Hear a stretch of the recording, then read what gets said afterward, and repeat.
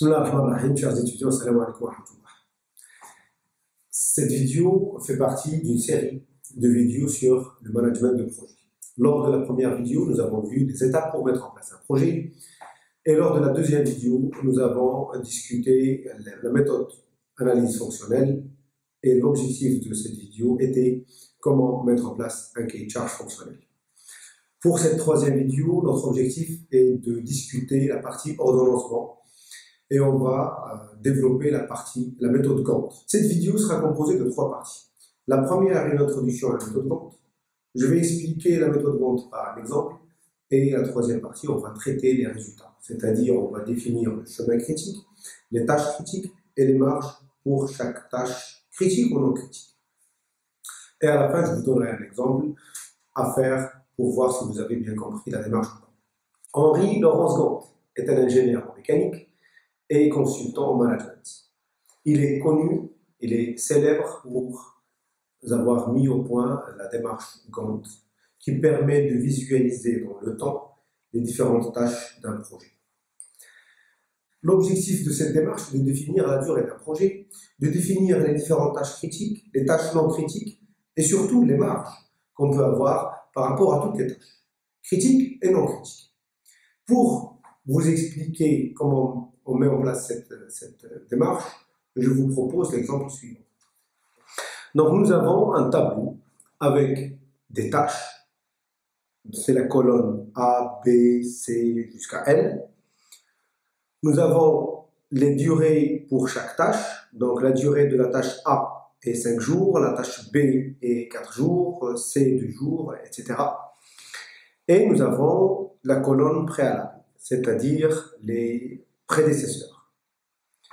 Donc, pour B, la tâche préalable, c'est A. C'est-à-dire, pour réaliser la tâche B, il faut que la tâche A soit terminée. C'est-à-dire aussi que la tâche B ne peut débuter qu'à condition que la tâche A soit terminée.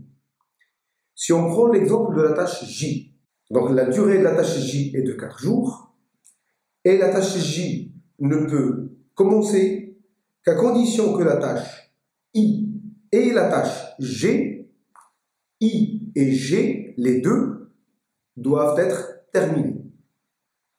Pareil pour la tâche K, c'est-à-dire que pour commencer la tâche K, il faut que la tâche J et F soient terminées. Donc regardez, je vais vous expliquer comment à partir de ce tableau qu'on vient de voir, comment on peut mettre en place le diagramme Gantt. À partir de ce tableau, quelle est la durée du projet? Le temps, c'est de l'argent. Définir la durée, c'est équivalent à définir le budget du projet. Donc pour cela, on va se baser sur le diagramme Gantt. Donc comment on fait? On commence par la tâche qui n'a pas de prédécesseur. Donc par rapport au tableau en face de vous, la tâche qui n'a pas de prédécesseur est la tâche A. Donc on va commencer par la tâche A. Une fois la tâche A est terminée, là on peut démarrer la tâche B. Donc à partir de là, comment on va faire? On va utiliser la feuille suivante. Donc nous avons les tâches et nous avons la durée. Donc on va commencer par la tâche A. À partir du T0, on va commencer par la tâche A qui n'a pas de préalable, qui n'a pas de prédécesseur. Donc la tâche A a une durée de 5 jours. Donc par rapport à mon tableau, chaque carré, chaque case représente une journée. Donc la tâche A a une durée de 5 jours. Donc je vais mettre une barre qui représente 5 cases, 5 jours. Une fois la tâche A est terminée, je peux démarrer la tâche B. Donc la tâche A se termine le 5e jour. Donc à partir de ce 5e jour, je peux démarrer la tâche B qui va avoir une durée de 4 jours. Le total va faire 9 jours, donc 9 cases. La tâche B est terminée, donc là je peux démarrer la tâche C et la tâche H. C va être représentée par une barre de 2 jours, donc 2 cases, et H par une barre de 3 jours, donc 3 cases. Après C, on peut démarrer D et G. Et après H, on peut démarrer la tâche I. D va être représenté par une barre de 2 jours, juste après la fin de C. Pour G, ça serait pareil après la fin de C, avec une barre de 5 jours. Et I va être représenté par une barre de 3 jours, parce que la durée de I est de 3 jours, après la fin de H. F va être après D. Donc F a une durée de 3 jours. Donc à la fin de D, on va représenter F par une barre de 3 jours. Dans le tableau des préalables, on a I, G sans les préalables de J. Donc J va être après G et I, après la fin des deux. Donc G se termine le 16e jour, donc J va démarrer le 16e jour. Avec une durée de 4 jours, donc une barre de 4 cases. J et F sont les préalables de K. Donc K ne peut démarrer qu'après la fin de J et F. Donc on va démarrer après J. K a une durée de 10 jours, donc on peut la représenter par une barre de 10 cases. Donc K se termine le 30e jour. K est le préalable de L, donc L va démarrer après la fin de K, donc elle va démarrer le 30e jour. L a une durée de 5 jours, donc on va la représenter par une barre de 5 jours. Dans notre cas, la durée totale du projet est de 35 jours. Sans les week-ends, sans les vacances, la durée du projet est de 35 jours. 35 jours ouvrables. Vous pouvez voir que l'ordre des tâches entre le tableau et le diagramme n'est pas le même. Dans le tableau, on a un ordre A, B, C, D jusqu'à L, mais dans le diagramme, nous avons A, B, C, H, D, G, etc. Normalement, avant l'étape qu'on vient de faire, on peut, à partir du tableau, on peut classer les différentes tâches par niveau. Je ne voulais pas aborder cette partie pour ne pas alourdir la démarche et pour ne pas alourdir notre vidéo.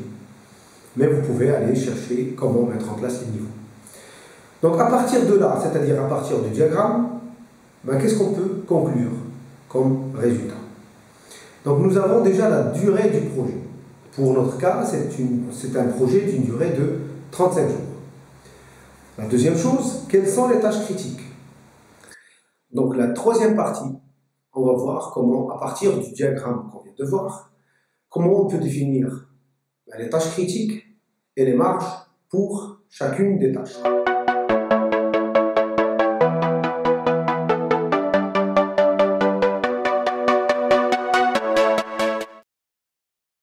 La tâche critique est une tâche du chemin critique. Toute modification sur la durée d'une de ces tâches critiques impacte d'autant plus la durée totale du projet. C'est-à-dire, tout retard sur une tâche critique va être ressenti sur la durée totale du projet. La dernière tâche est forcément une tâche critique. Pour notre exemple, la tâche L est une tâche critique.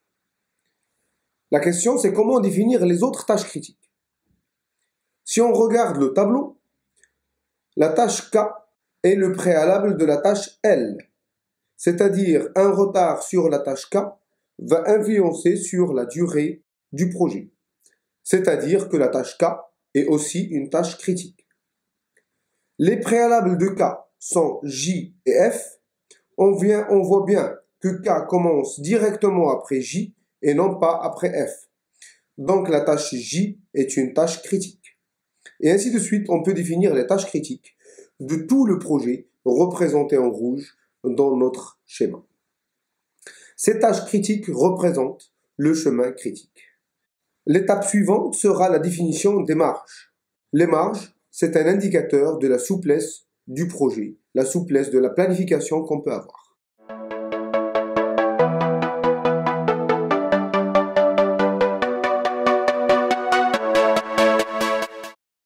La marge d'une tâche est le délai de retard qu'elle peut prendre sans retarder le projet. Donc la marge d'une tâche critique est 0. Pour les tâches non critiques, comment on va faire? Je vous donne l'exemple de la tâche I, marquée en couleur orange sur notre schéma. Dans le tableau, on remarque que I et G sont les préalables de la tâche J. Dans le diagramme, la tâche J commence après la fin de la tâche G, c'est-à-dire le 16e jour. La tâche I se termine le 15e jour, donc la marge de la tâche I est d'une journée. C'est-à-dire que la tâche I peut prendre un retard d'une journée sans causer le retard du projet. On peut faire l'exemple de la tâche F. D'après le tableau, les tâches J et F sont préalables de la tâche K.